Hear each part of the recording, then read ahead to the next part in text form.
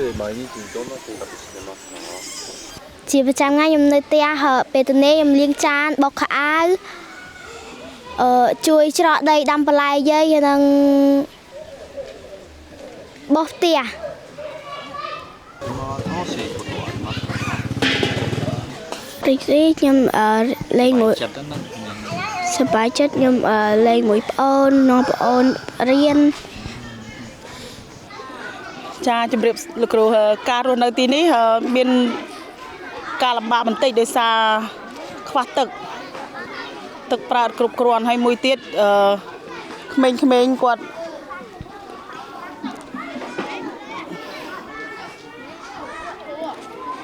គាត់រស់នៅពិបាកមានក្មេងខ្លះអញ្ចឹងគាត់អត់មានឪពុកម្ដាយមកឪពុកម្ដាយស្លាប់បាត់នៅជាមួយជីដូនចាស់ជរាអញ្ចឹងទៅគាត់ពិបាកទាំងការហូបចុក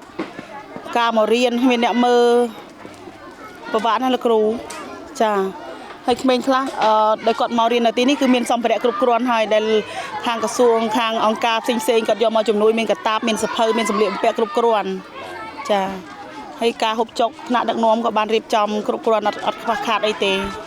ជំរកក៏មានអីក៏មានតែជាក់ស្ដែងនៅគេទុក3ភូមិនៅក្នុងនេះមានភូមិបោះស្បូវហើយនឹងជាទៀលកងហើយនឹងខាងមុំ3ហ្នឹងគ្រូចាចំណែកឃុំផ្សេងគឺគាត់ឲ្យត្រឡប់ទៅមើលផ្ទះសម្បែងវិញហើយសិស្សខ្ញុំកាលមកដំបូងមកថ្នាក់ចូល100នាក់ជាងដល់ពេលឥឡូវនៅសល់តែមួយថ្នាក់30នាក់ទេហើយណាមួយគ្រូនៅតែ4នាក់គ្រូផ្សេងគឺគាត់អញ្ជើញទៅផ្ទះវិញអស់ហើយចាឯនេះនៅសល់សិស្សសរុបទាំងអស់ប្រហែលជា150នាក់គ្រូតែ4នាក់ទេខ្វះគ្រូ2 3នាក់ទៀតមិនគ្រប់ចាបាទនៅទីកន្លែងនេះក៏មានបញ្ហាទេជំនួយគឺជួយមកបានគ្រប់គ្រាន់ដែរបាន今の生活で一番大変なことは何ですか？ខ្ញុំលំបាកផងអូនគឺថាវាសុខសប្បាយជាងនេះអត់លំបាកទេនៅនេះអូនតែមានលំបាកទេបាទមានលំបាកផងអត់មានលំបាកទេនៅនេះមានលំបាកណានៅនេះអូគេថានៅជាដែរណានៅលំបាក今日からこっち来たんですか？ព្រំដែននៅអានសេះនៅលើតំបន់ក្រហមនៅលើភ្នំそこはもう住めるようなとこじゃないថៃយកហើយថៃរុញផ្ទះខ្ញុំចោលអស់ហើយថៃរុញផ្ទះរុញឲ្យចោលអស់ហើយយកបានអូយថាតែលំបាកវាចេះតែលំបាកឲ្យពូចេះតែអត់ធន់ទៅពូការលំបាករស់នៅវាចេះតែលំបាកខ្លាំងហើយបើមិនដូចរស់នៅក្នុងផ្ទះសម្បែងរបស់យើងទេពូអើយបើនៅផ្ទះសម្បែងយើងរស់នៅទោះបីយ៉ាងម៉េចក៏វាមានភាពធូរស្រាលតែយើងដល់យើងភាសឹកមកនៅទីនេះទៅដូចថាគាត់ក៏បានអរគុណដល់អភិបាលខេត្តរងដែរដែលគាត់យកចិត្តទុកដាក់នឹងប្រពន្ធកងទ័ពគាត់មិនអោយអត់ទេមានអំណោយមកពីណាគាត់ចែកម្លែកឲ្យហូបបានមកភ្លាមគាត់ចែកភ្លាមអត់មានទុកអេអង្គដូចគេទេបើខ្ញុំនៅវត្តបាក់កម្មមួយអាទិត្យចែកម្ដងហើយអូយពិបាកណាស់មិនដូចនៅវត្តនឹងដែលអភិបាលខេត្តគាត់គ្រប់គ្រងខ្ញុំទេគាត់ចិត្តបានណាពូរកអីថ្លែងអំណរគុណចំពោះគាត់មិនបានទេពូរស់នៅទីនេះវានិយាយរួមទៅយើងពាក់ព័ន្ធនឹងការឈឺចាប់បងប្អូនឈឺវាសាឈឺសាអីដែរណានៅនេះណាតែដល់អញ្ចឹងទៅវាកូនទាំងចៅទាំងប្តីម្ដងនេះឈឺរហូតណាស់តែសោជាទេជាខ្មែរដែរ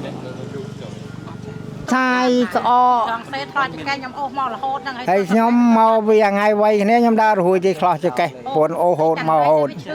កាត់ខំមកលើក្បាលហ្នឹងទឹកហ្នឹងខំកាយត្រង់ចៅទៅសេនរស់នៅប្រចាំថ្ងៃនៅនេះអរិយគ្រូគាត់ថាវាលំបាកអត់នេះវាចប់ទៅកអីមានក៏មានលុយទិញមហូបបាទមានចំណូលបានបងកអីមានគាត់ចែកអីគ្រប់គ្រាន់តែគ្រប់គ្រាន់ក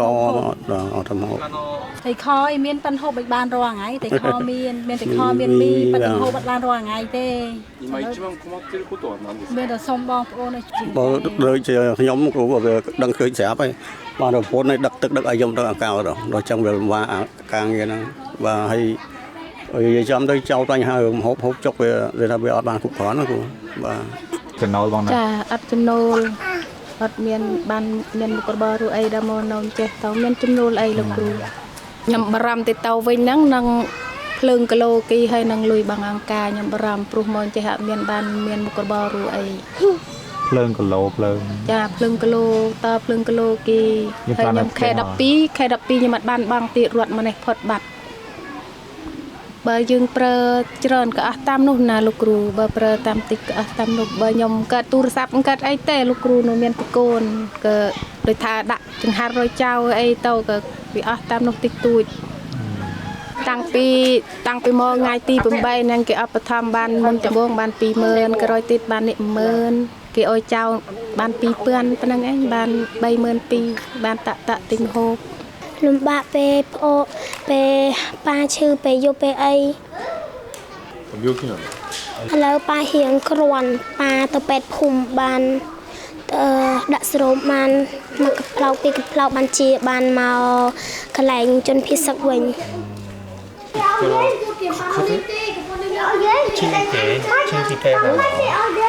ាត់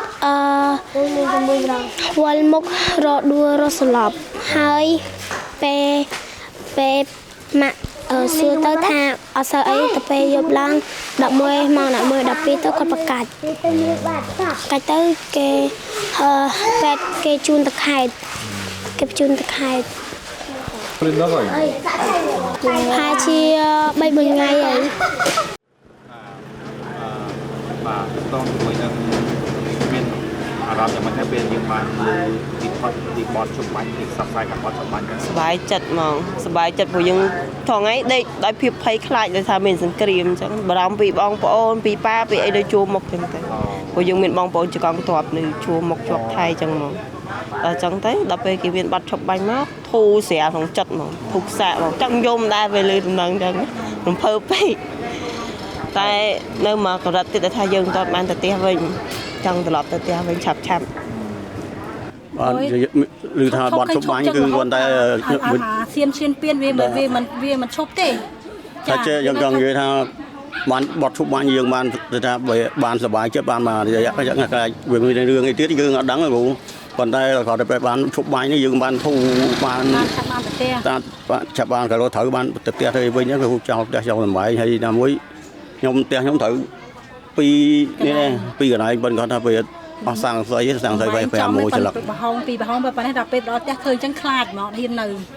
បែងប៉ុណ្ណេះចូលផ្ទះ បែងចំផ្ទះ ចា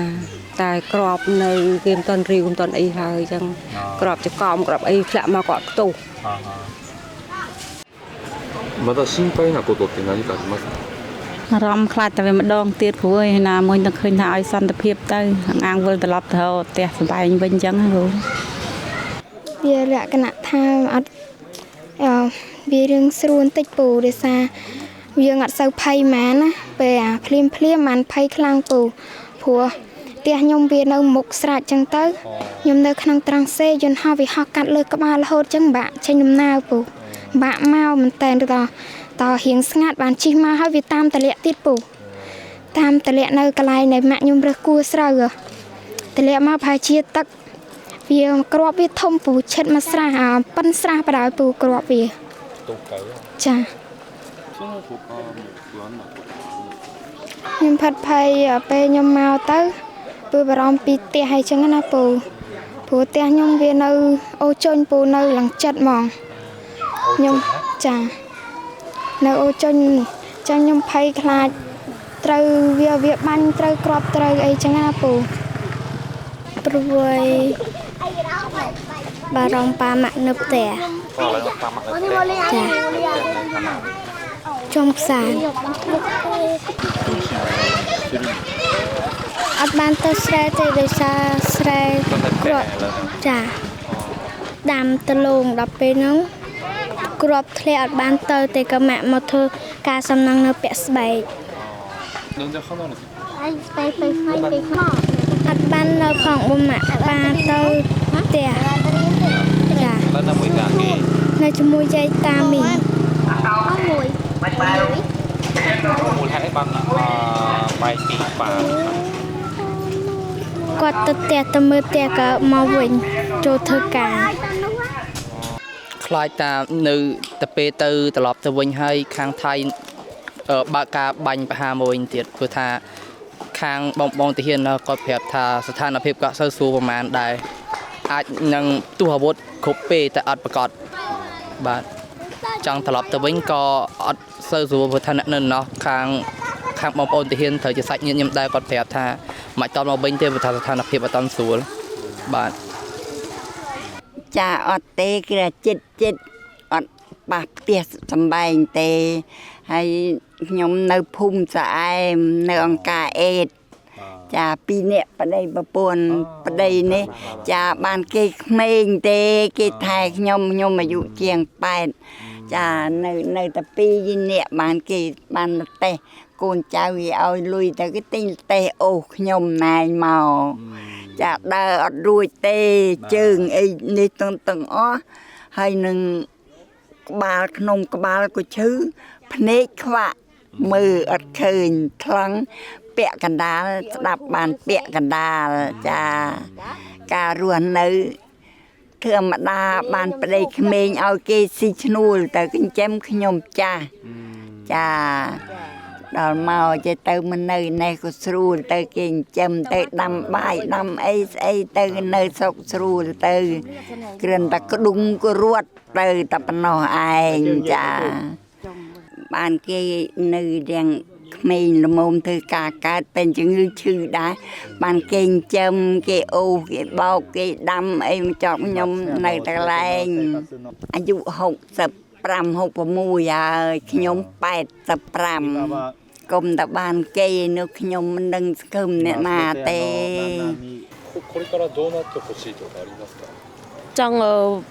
ទៅត្រឡប់ទៅផ្ទះដែលជាទីកន្លែង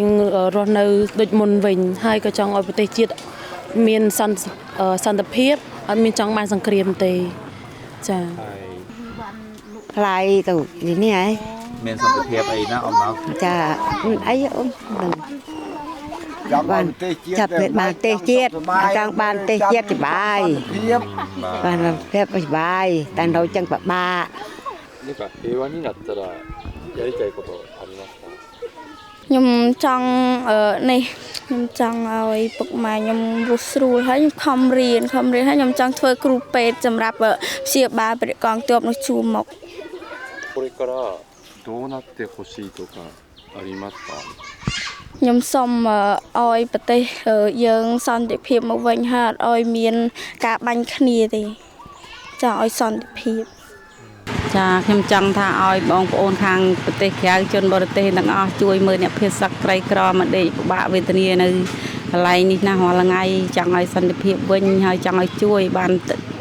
សន្តិភាពឲ្យបានទៅផ្ទះវិញចា៎គូខ្ញុំស្អីចេះនិយាយខ្ញុំផ្ដាំទៅបងជនជាតិជប៉ុនខាងទាំងអស់ឲ្យបានសុខសប្បាយទាំងអស់គ្នាហើយជួយដឹកនាំប្រទេសកម្ពុជាបានសុខសប្បាយទាំងអស់គ្នាអនាគតចង់ខ្លាចជាអីមានគោលបំណងអនាគតចង់ខ្លាចទៅជាអីដែរចង់ធ្វើទៅហ៊ានចង់ធ្វើទៅហ៊ានចាមែនចង់ខ្លាចជាទៅហ៊ានណោះចាហេតុអីទៅការពេលទឹកដីគឺនេះណោះលោកជាអូបមកមើលចៃកាត់ចំណងពោឲ្យតែជប៉ុនសុំកង់ឲ្យសុំម៉ូតូជិះទៅរៀនអីទៅចេះឆ្ងាយខ្ញុំចង់ឲ្យតែជប៉ុន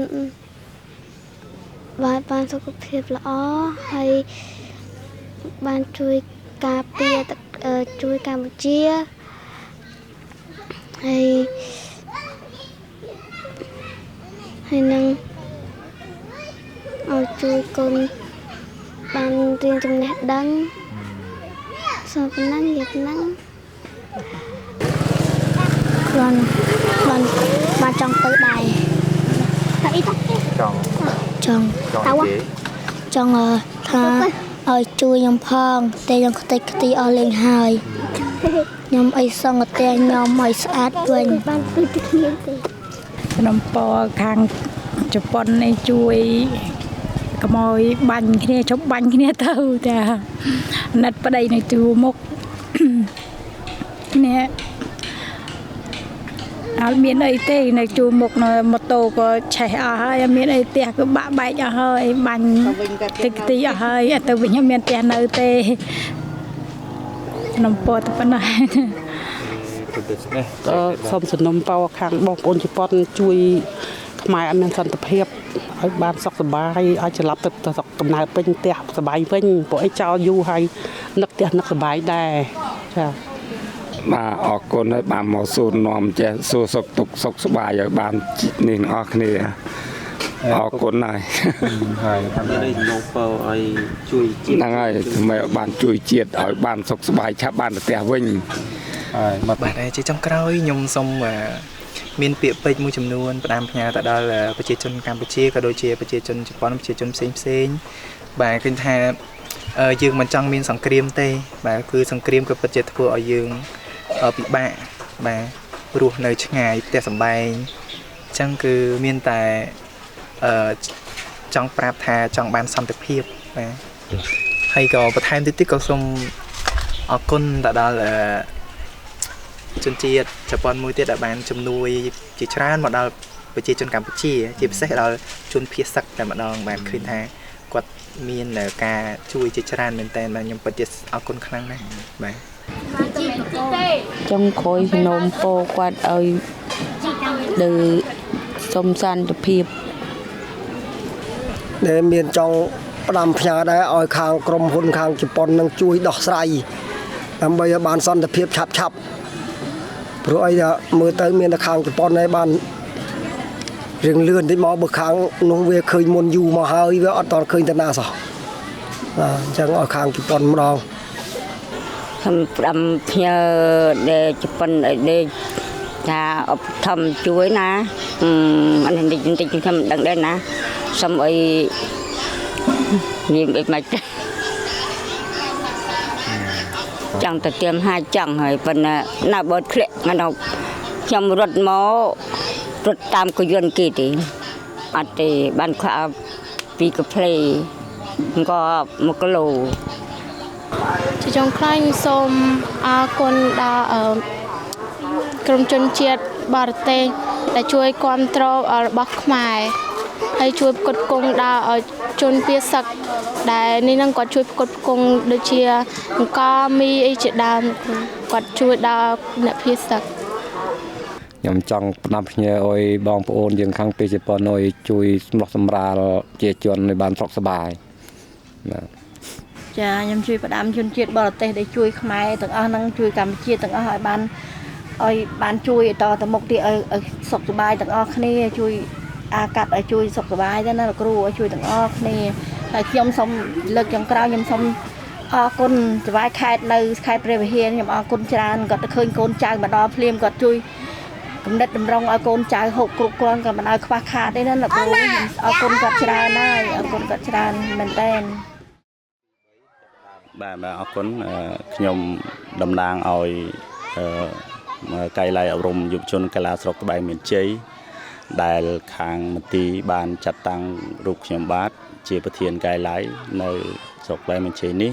ឲ្យមកគ្រប់គ្រងនៅក្នុងមណ្ឌលភិសិកវត្តពើងកាមហៅវត្តបាក់កម្មបាទតាំងពីថ្ងៃដំបូងថ្ងៃផ្ទុះសង្គ្រាមដំបូងថ្ងៃ7មកហើយរហូតដល់ថ្ងៃ8ដែលប្រជាជនភៀសខ្លួនមកនៅតំបន់នេះវាមានចំនួនច្រើនអញ្ចឹងមានរហូតដល់ទៅ2400គ្រួសារបាទស្ថានភាពពេលនោះចំពោះខាងផ្នែកអប់រំខ្ញុំសិស្សច្រើនសិស្សរហូតដល់ជាង800នាក់តាំងពីថ្នាក់មត្តេយ្យរហូតដល់ថ្នាក់ទី12បាទប៉ុន្តែដោយឡែកចំពោះពីមត្តេយ្យរហូតដល់ថ្នាក់ទី6វាឡើង800ជាងបាទហើយចំពោះសិស្សមិត្តខ្ញុំវាឡើង200ជាងឲ្យទៅរៀននៅដោយសារកន្លែងនេះអត់មានគ្រូបរិញ្ញាមានគ្រូម្នាក់ពីរនាក់ទេខាងគ្រូមធ្យមសិក្សាហ្នឹងឲ្យគាត់ទៅជួយបរិញ្ញានៅអនុវិទ្យាល័យចិនមុខបាទចំណែកបឋមសិក្សាឲ្យគាត់រៀននៅទីនេះប៉ុន្តែស្ថានភាពសិស្សច្រើនពេកដោយគ្រូហ្នឹងគ្រូមកពីតំបន់ខាងនោះមានចំនួន19នាក់ណាមាន19នាក់អញ្ចឹងបែងចែកតាមប្រភេទថ្នាក់ឲ្យគាត់រៀន អាហ្នឹងវាជាសំណាងល្អដែរគាត់មានគ្រូមកស្រេចវាចំនួន19នាក់គាត់បែងខាងខ្ញុំហ្នឹងបានបែងចែកឲ្យគាត់បរៀនតាមប្រភេទស្នាក់តាំងពីម៉ាតីរហូតដល់ទី6អញ្ចឹងទៅបាទអញ្ចឹងលំបាកជាងគេបំផុតគឺនៅពេលនោះអត់មានសម្ភារៈដូចជាសភៅគោលដូចជាអត់មានកន្លែងរៀនបាទអត់មានតែក្រោយមកបានអង្គការការីតាសបាទបានគាត់ជួយជាតង់ជាស្តង់ចំនួន7តង់បាទបានដាក់បានតាំងពីថ្នាក់ទី6រហូតដល់ថ្នាក់មត្តេយ្យរហូតដល់ថ្នាក់ទី6បាទនៅពេលនោះក្រោយពីបានតង់ហើយខ្វះជាសម្ភារៈដូចជាសភៅប៊ិចនិយាយទៅសម្ភារៈសិក្សាក្រោយមកគឺដោយការយកចិត្តទុកដាក់របស់ក្រសួងអប់រំហើយនឹងមន្ទីររំខេត្តបាទនឹងថ្នាក់ដឹកនាំខេត្តបាទលោកអភិបាលគណៈអភិបាលខេត្តហ្នឹងគាត់បាទយកចិត្តទុកដាក់បានរកជំនួយមកដូចជាសភៅប៊ិចអីបានតាក់ទងជាមួយនឹងអង្គការ World Vision បាទអង្គការ World Vision ហ្នឹងគាត់បានជួយជាសម្លៀកបំពាក់សោះមានកតាបមានប៊ិចសភៅនៅក្នុងនឹងស្រេចបាទនៅពេលហ្នឹងបានដំណើរការទៅបានល្អហើយបានសិស្សធូរស្រាលហើយមានសម្លៀកបំពាក់មានសៀវភៅរៀនបាទគ្រប់គ្រាន់ដល់បច្ចុប្បន្ននេះទៅប្រជាជននៅសល់តែជាង500គ្រួសារទេនៅក្នុងរាល់ថ្ងៃនេះដោយសារតំបន់ព្រំដែនហ្នឹងធូរស្រាលមានការឈប់បាញ់អញ្ចឹងបងប្អូនដែលនៅឆ្ងាយពីតំបន់គេហៅតំបន់ក្រហមខ្លាំងហ្នឹងគេឲ្យវិលត្រឡប់ទៅវិញអញ្ចឹងនៅចំនួន500គ្រួសារជាងនេះគឺនៅតំបន់ដែលគៀនឹងព្រំដែនផ្ទាល់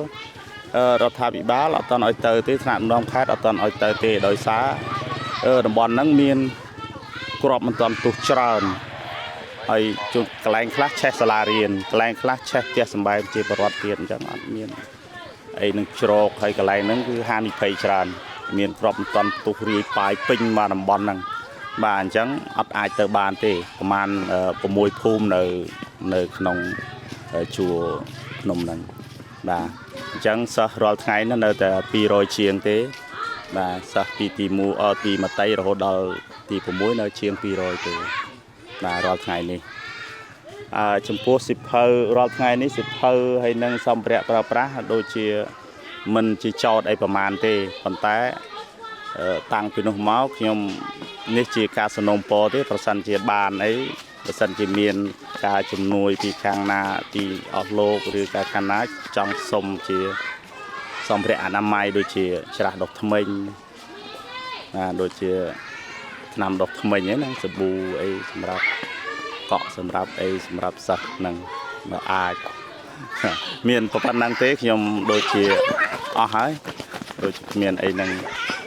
រ៉ៃដាប់ទេមានប៉ុណ្ណឹងទេបាទសូមអរគុណ